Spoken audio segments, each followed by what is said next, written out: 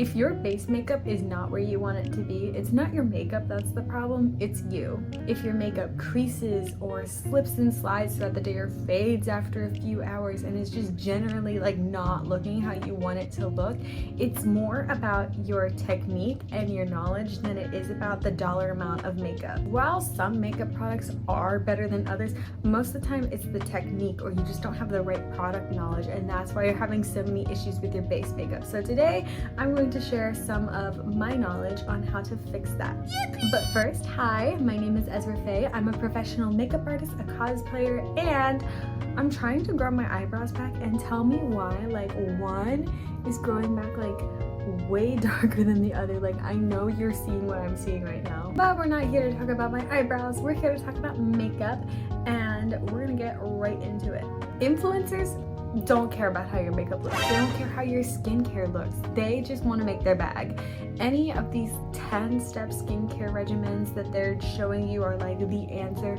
They're not the answer. They're just trying to sell as much product as possible. All that product on your skin is not gonna make you look like this when you're 50. All you need for your skincare routine is a cleanser, a toner, maybe a serum or two, and a good moisturizer. One for the day and one for the night. That's all you need. And if you're not using the right ingredients for your skin, it doesn't matter how many products you're gonna use or what brand of products you're using. If you're not using the right stuff for your skin's not gonna look good. And if your skin doesn't look good, your makeup's not gonna look good. Skincare is the basis of having good makeup. This is my skin. I have no kind of filter on right now, no kind of makeup on right now. My skin, I feel like my skin looks pretty good. I'm definitely going to do like a whole skincare routine video later and talk about more skincare stuff in depth, but just laying the foundation now for this and for future videos, good skincare is the basis of good makeup. That is what I need you to take away from this.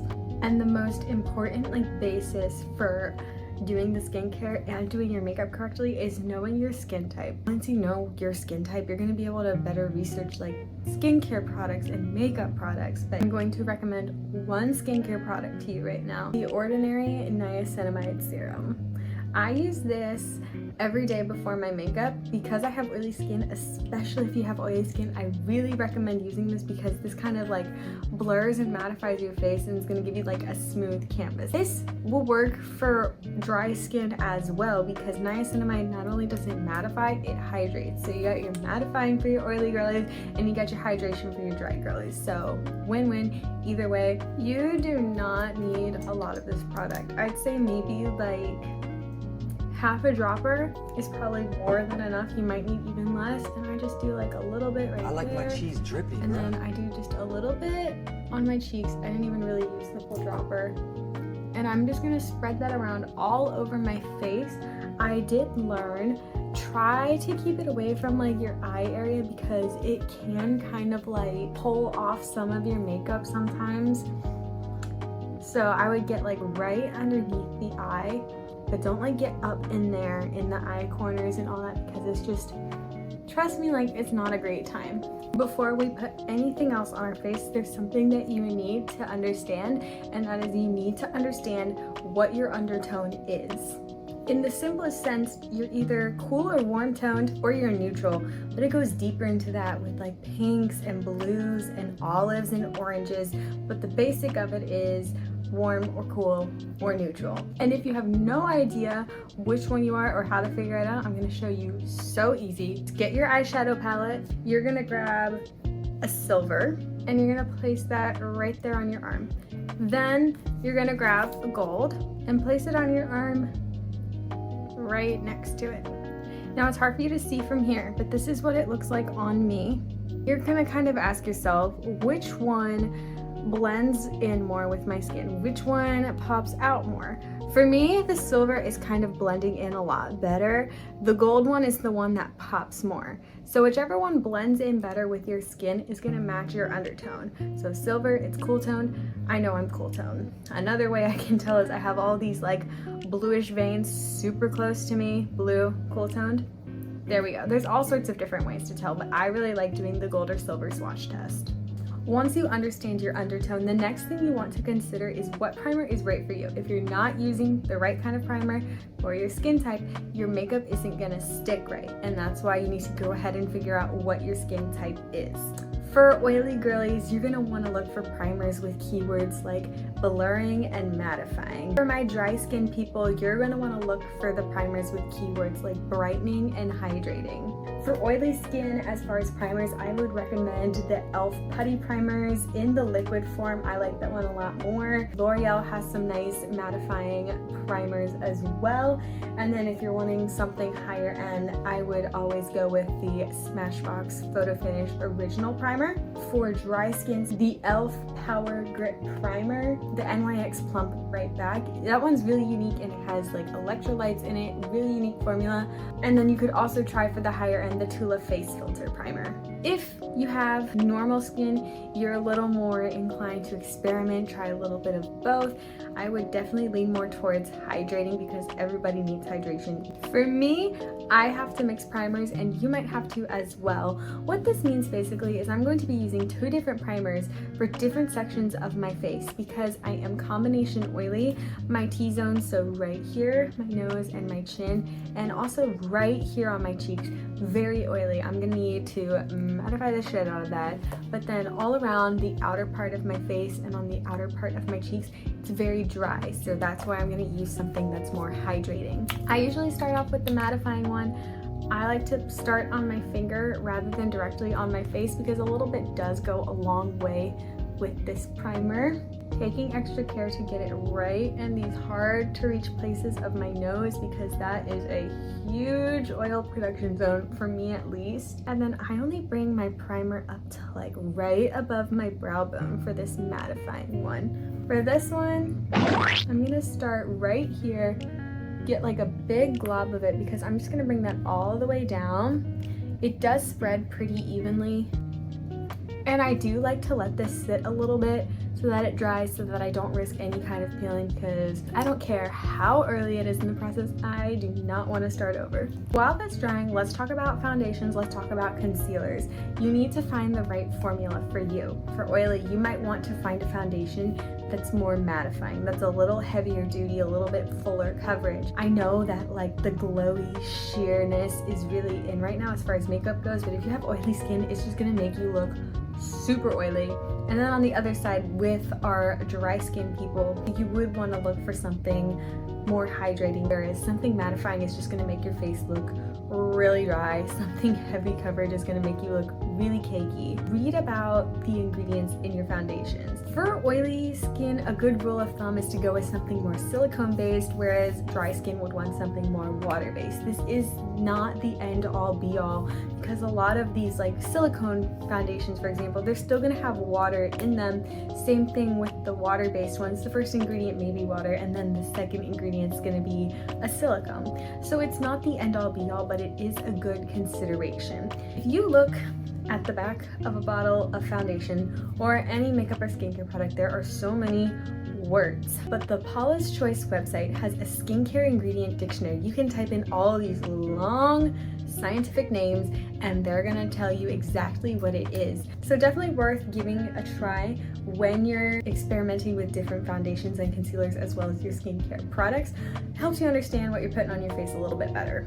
So this is where we're gonna get a little bit more into technique. I have always been a beauty blender girly, like since middle school all the way up until probably about 6 months ago.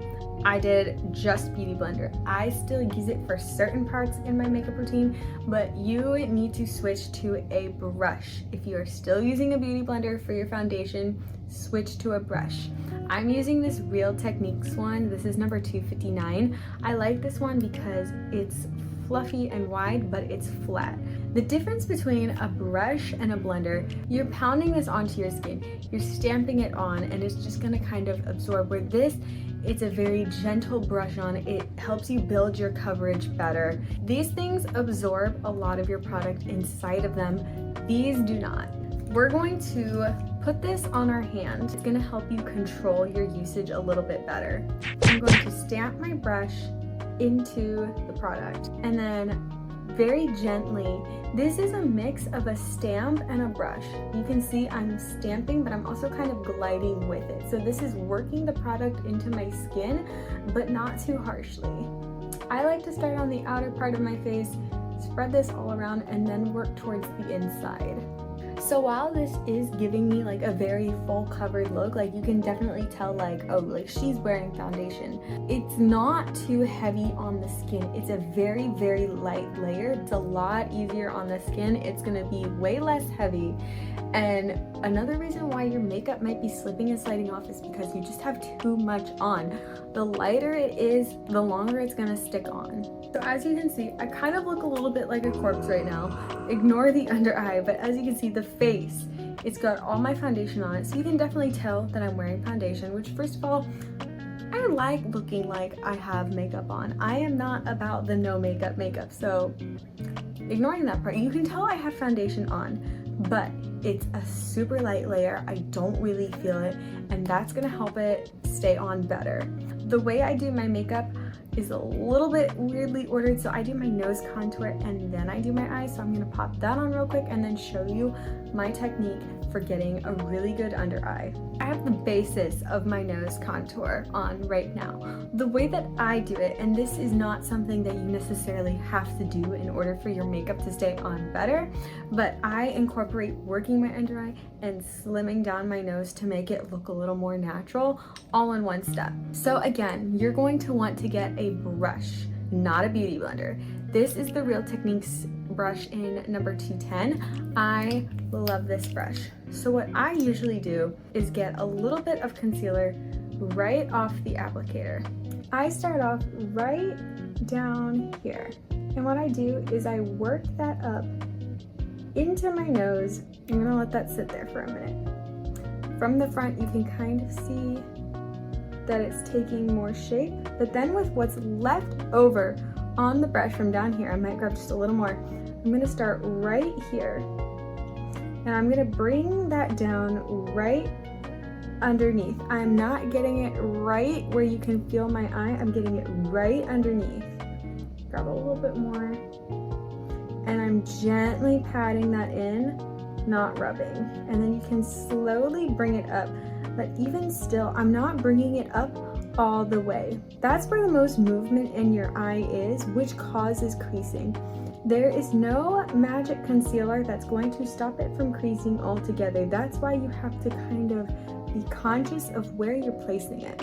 From here, it's really just a game of gently blending it out. I will take my beauty blender at this point, but I'm working that more into shaping my nose area. The closest it's ever gonna get to my eye is right here. And then I might just bring it down my cheek just a little bit, just to avoid any kind of streaks.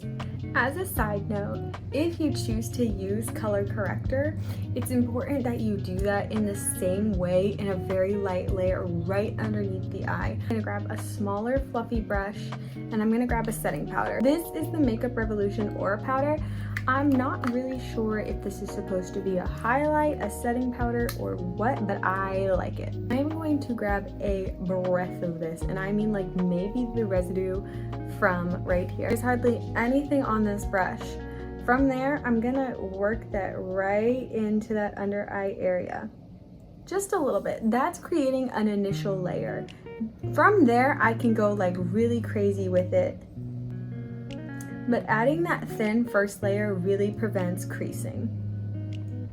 I'm gonna work a little bit down there and just move it up my nose a little bit so I can go on to do the other side. With each step, it's important that you are taking care of your skin properly and setting it properly. So for oily skin, with every step, you're gonna wanna set it with setting powder, especially if you're using cream or liquid products. Personally, I don't really recommend using a lot of cream or liquid products at all if you have oily skin, but if you do, for example, liquid blush, you set it with a powder blush afterwards. But if you're setting it with a powder blush anyways, I feel like it just makes sense to go ahead and just use powder blush to begin with. For me, even with my powders, I'm still going to go over it with more powder. I prefer to use a triangular powder puff. Again, very gentle Not rubbing it on, you're just gently patting it on. I still do lots of baking in 2024, but hey, that's what I prefer. So I'm gonna do what I want. For dry skin though, I recommend with each step refreshing your skin with some setting spray. What that's gonna do is it's not only gonna set your makeup into place, it's gonna rehydrate your skin. You wanna stay away from using lots of layers of setting powder because it's just gonna dry you out and it's gonna be the flaky cakey all over again. There are so many other steps and techniques that you can implement, but these are some basic ones that I feel like work the best.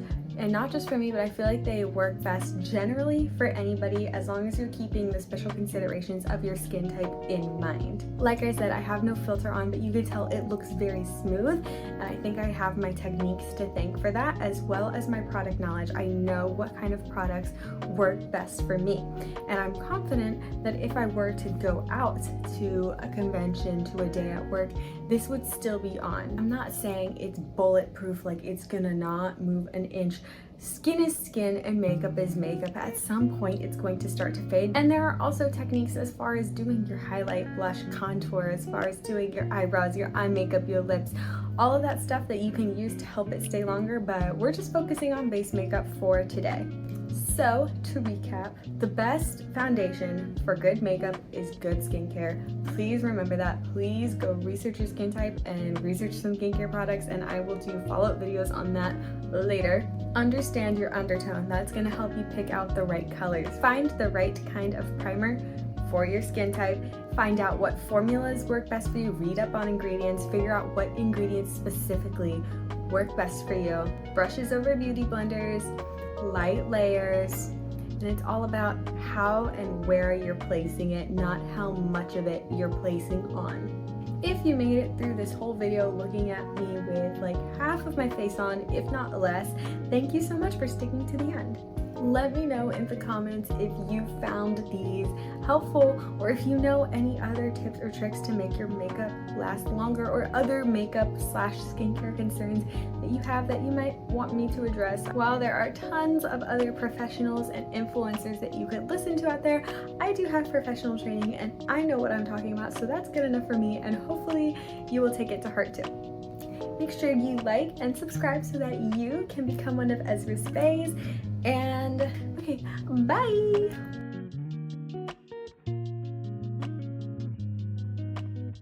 Oh, my nose itches. I'm trying not to like, you know, like when your face itches and you have makeup on and you don't want to scratch, so you're just kind of like stabbing. I think there's like a piece of hair on my face or something.